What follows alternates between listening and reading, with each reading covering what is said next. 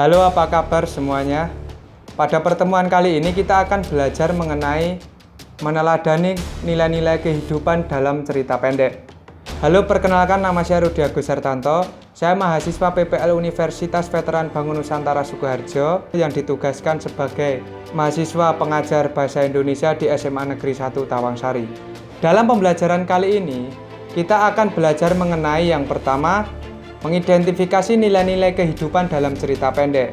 Yang kedua, mendemonstrasikan salah satu nilai kehidupan yang dipelajari dalam cerita pendek. Yang ketiga, menganalisis unsur-unsur pembangun cerita pendek. Dan yang keempat, mengonstruksi sebuah cerita pendek dengan memperhatikan unsur-unsur pembangun. Sebelum memasuki pelajaran, saya akan menyampaikan salah satu kutipan yang mempengaruhi saya sampai saat ini. Kutipan ini berasal dari filsuf Yunani namanya Socrates. Kutipan tersebut bunyinya seperti ini. Orang yang bijaksana adalah orang yang mengetahui bahwa dirinya tidak tahu. Cerita pendek adalah cerita yang menurut wujud fisiknya berbentuk pendek. Ukuran panjang pendeknya suatu cerita memang relatif. Namun, pada umumnya cerita pendek merupakan cerita yang habis dibaca sekitar 10 menit atau setengah jam. Jumlah katanya sekitar 500-5000 kata. Oleh karena itu, cerita pendek sering diungkapkan dengan cerita yang dapat dibaca dalam sekali duduk. Menganalisis unsur-unsur pembangun cerita pendek. Cerita pendek dibentuk oleh sejumlah unsur. Adapun unsur yang berada langsung di dalam isi teksnya dinamakan dengan unsur intrinsik. Sedangkan unsur yang berada langsung di luar isi teksnya dinamakan dengan unsur ekstrinsik. Unsur intrinsik. Dalam unsur intrinsik terdiri dari beberapa hal. Yang pertama adalah tema. Tema adalah gagasan yang menjalin struktur isi cerita.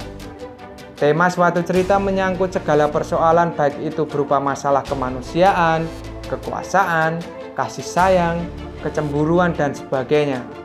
Untuk mengetahui tema suatu cerita, diperlukan apresiasi menyeluruh terhadap berbagai unsur karangan itu. Tema jarang dituliskan secara tersurat oleh pengarangnya.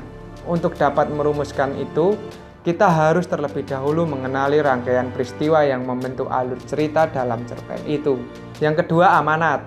Amanat merupakan ajaran atau pesan yang hendak disampaikan oleh pengarang. Amanat dalam cerpen umumnya bersifat tersirat atau disembunyikan pengarangnya di balik peristiwa-peristiwa yang membentuk isi cerita. Kehadiran amanat pada umumnya tidak bisa lepas dari tema cerita. Misalnya, apabila tema cerita itu tentang perjuangan kemerdekaan, amanat cerita itu pun tidak jauh dari pentingnya mempertahankan kemerdekaan. Yang ketiga, penokohan.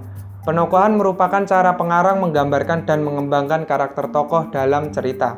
Yang keempat, alur. Alur merupakan pola pengembangan cerita yang terbentuk oleh hubungan sebab akibat ataupun bersifat kronologis. Pola pengembangan cerita suatu cerpen beragam. Pola-pola pengembangan cerita harus menarik, mudah dipahami, dan logis. Jalan cerita suatu cerpen kadang-kadang berbelit-belit dan penuh kejutan. Juga kadang-kadang sangat sederhana. Yang kelima, latar. Latar atau setting meliputi tempat, waktu, dan budaya yang digunakan dalam suatu cerita. Latar dalam suatu cerita bisa bersifat faktual atau bisa pula yang imajinatif. Latar berfungsi untuk memperkuat atau mempertegas keyakinan pembaca terhadap jalannya suatu cerita. Dengan demikian, apabila pembaca sudah menerima latar itu sebagai sesuatu yang benar adanya, maka cenderung dia pun akan lebih siap dalam menerima pelaku ataupun kejadian-kejadian yang berada dalam latar itu. Yang terakhir, gaya bahasa. Dalam cerita, penggunaan bahasa berfungsi untuk menciptakan suatu nada atau suasana persuasif, serta merumuskan dialog yang mampu memperlihatkan hubungan dan interaksi antar sesama tokoh. Kemudian, kemampuan sang penulis mempergunakan bahasa secara cermat dapat menjelmakan suatu suasana yang berterus terang ataupun satiris, simpatik atau menjengkelkan, objektif atau emosional. Bahasa dapat menimbulkan suasana yang tepat untuk adegan yang seram, adegan romantis, ataupun peperangan, keputusan, maupun harapan.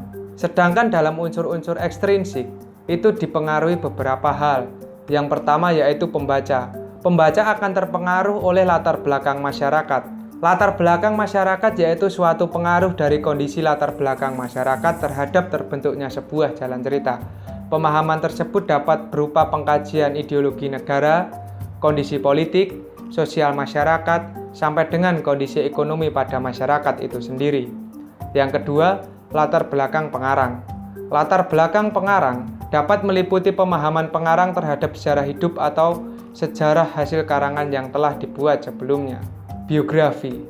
Biografi biasanya berisikan tentang riwayat hidup pengarang cerita tersebut yang ditulis secara keseluruhan. Kondisi psikologis.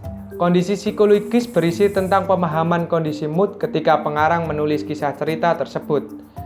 Aliran sastra. Aliran sastra seorang pengarang pastinya akan mengikuti suatu aliran sastra tertentu. Hal tersebut sangatlah berpengaruh terhadap gaya penulisan yang dipakai oleh pengarang dalam menciptakan sebuah kisah dalam cerpen tersebut. Menelaah teks cerita pendek berdasarkan struktur dan kaidah. Struktur cerpen merupakan rangkaian cerita yang membentuk cerpen itu sendiri. Dengan demikian, struktur cerpen tidak lain berupa unsur yang berupa alur, yakni berupa jalinan cerita yang terbentuk oleh hubungan sebab akibat ataupun secara kronologis. Secara umum, jalan cerita terbagi ke dalam bagian-bagian berikut. Yang pertama yaitu pengenalan situasi cerita.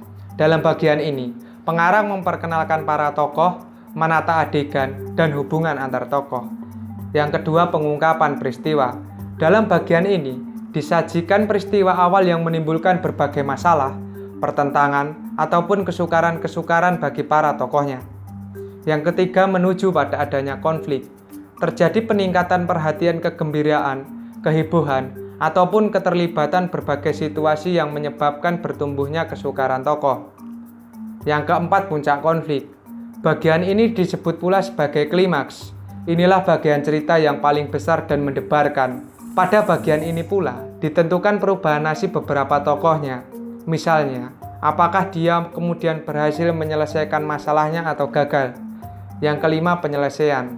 Sebagai akhir cerita, pada bagian ini berisi penjelasan tentang sikap ataupun nasib-nasib yang dialami tokohnya setelah mengalami peristiwa puncak itu. Namun ada pula cerpen yang penyelesaian akhir ceritanya itu diserahkan kepada imaji pembaca. Jadi, akhir ceritanya itu dibiarkan menggantung tanpa adanya penyelesaian. Cerpen juga memiliki ciri-ciri kebahasaan seperti berikut. Yang pertama, banyak menggunakan kalimat bermakna lampau yang ditandai oleh fungsi-fungsi keterangan yang bermakna kelampauan, seperti ketika itu, beberapa tahun yang lalu, dan telah terjadi. Yang kedua, banyak menggunakan kata yang menyatakan urutan waktu atau konjungsi kronologis.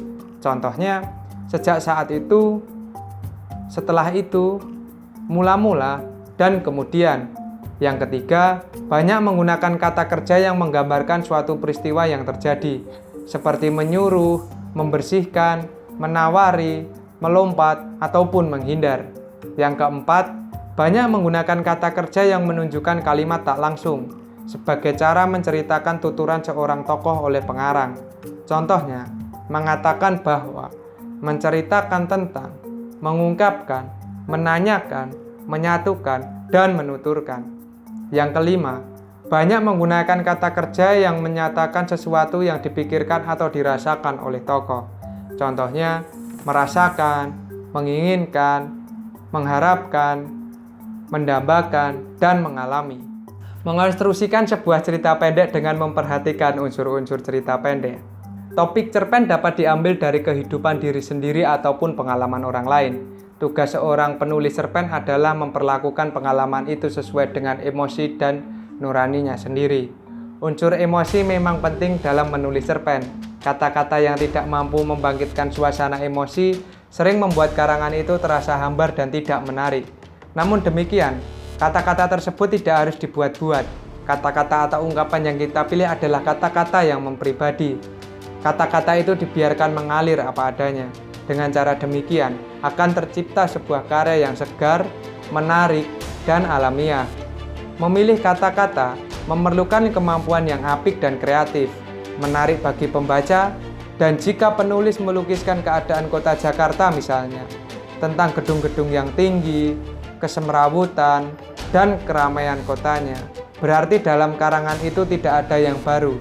Akan tetapi, ketika seorang penulis melukiskan keadaan kota Jakarta dengan mengaitkannya dengan suasana hati tokoh ceritanya, maka penggambaran itu menjadi begitu menarik.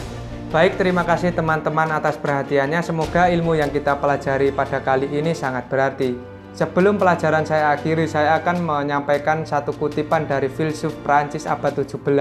Namanya René Descartes. Kutipannya seperti ini. Aku berpikir maka aku ada. Terima kasih. Assalamualaikum warahmatullahi wabarakatuh.